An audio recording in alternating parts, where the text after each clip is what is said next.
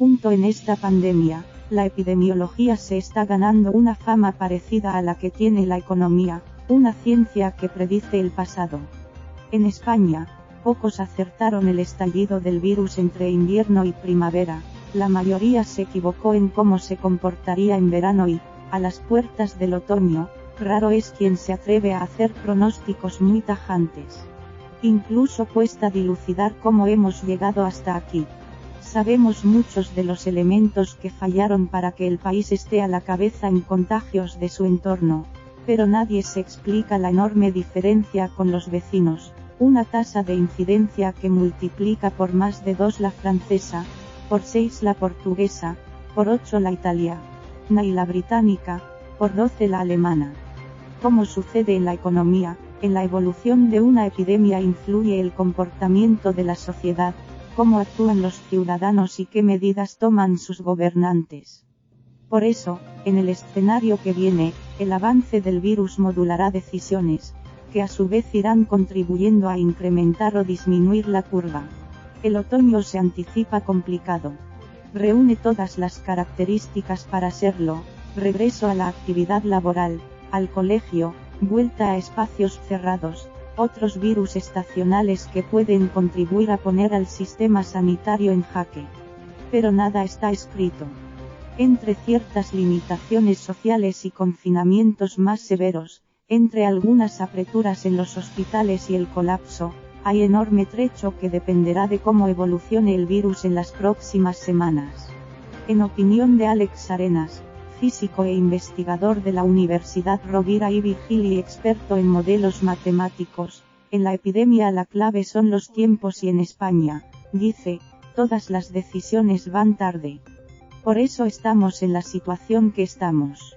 No se hicieron los deberes en verano, no se contrataron suficientes rastreadores, no se hicieron pruebas PCR masivas para llegar con más baja incidencia al retorno a la actividad y ahora se va a cometer otro error de tiempos, vamos a abrir las escuelas en lugares con incidencias disparadas y vamos a tener que cerrar a finales de mes, zanja.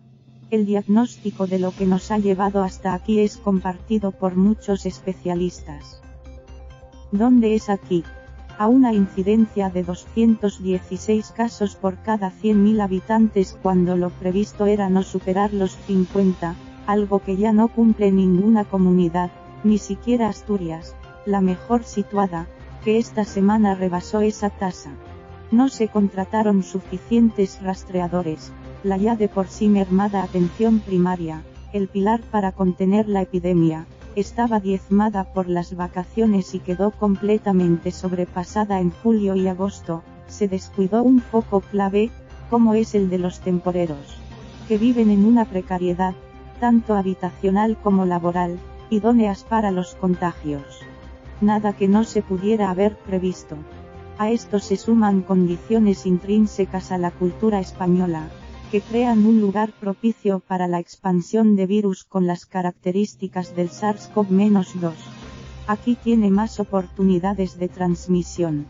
Socialmente los mediterráneos nos juntamos más, hablamos de forma acalorada, lo que genera más gotas, salimos más, enumera Alberto Torres, Sociedad Española de Medicina Preventiva, Salud Pública e Higiene.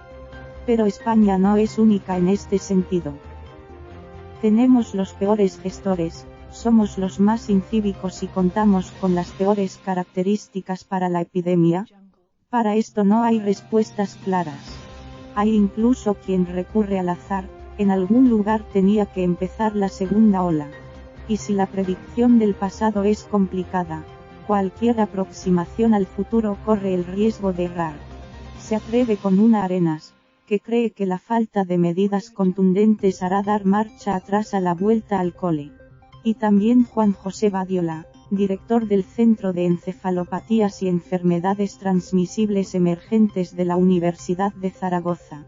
Los datos de esta última semana han mostrado que pese a que la incidencia del virus sigue creciendo, su aumento no es tan vigoroso como el de julio y agosto. Parece que hay cierta estabilización. Yo creo que esto va a durar unas semanas y que las medidas que van tomando las comunidades hará que tras unas semanas la tasa de contagios baje, añade Badiola. Esas medidas, más limitación de aforos en comercios y hostelería, acotación de reuniones sociales, etc., van llegando, y tendrán que modularse en función de hasta qué punto logren sus objetivos. La mirada está puesta en los hospitales. El confinamiento que comenzó a mediados marzo y su endurecimiento, con la hibernación de la actividad 2 semanas después, se hizo porque las UCI no daban más de sí.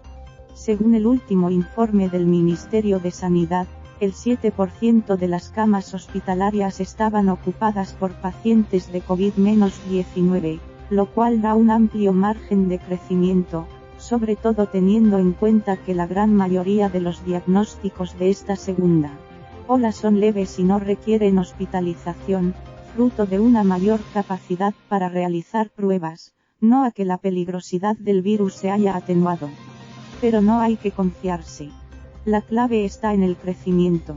En Madrid, la comunidad más afectada, la ocupación de las UCI prácticamente se ha doblado, de 126 pacientes a 243, en solo 2 semanas. Si la progresión continuara de forma lineal, estarían colapsadas en pocas semanas. No tiene por qué ser así, matiza Arenas. Esta sería la cota máxima de crecimiento, pero dependiendo de las medidas y los desplazamientos puede bajar, explica. Mientras las unidades de cuidados intensivos tengan capacidad para admitir a más pacientes, no habrá restricciones draconianas. Pocos epidemiólogos se imaginan que se vuelva a repetir lo que sucedió en marzo. Puede haber limitaciones a muchas actividades, incluso obligatoriedad del teletrabajo, pero un encierro así hace un daño demasiado grande a la economía, asegura Pedro Bullón, de la Sociedad Española de Epidemiología. En el peor de los casos, añade Alberto Torres, muchas de las restricciones de la primavera, como evitar los paseos, son absolutamente innecesarias, subraya. Información sobre el coronavirus. Aquí puede seguir la última hora sobre la evolución de la pandemia.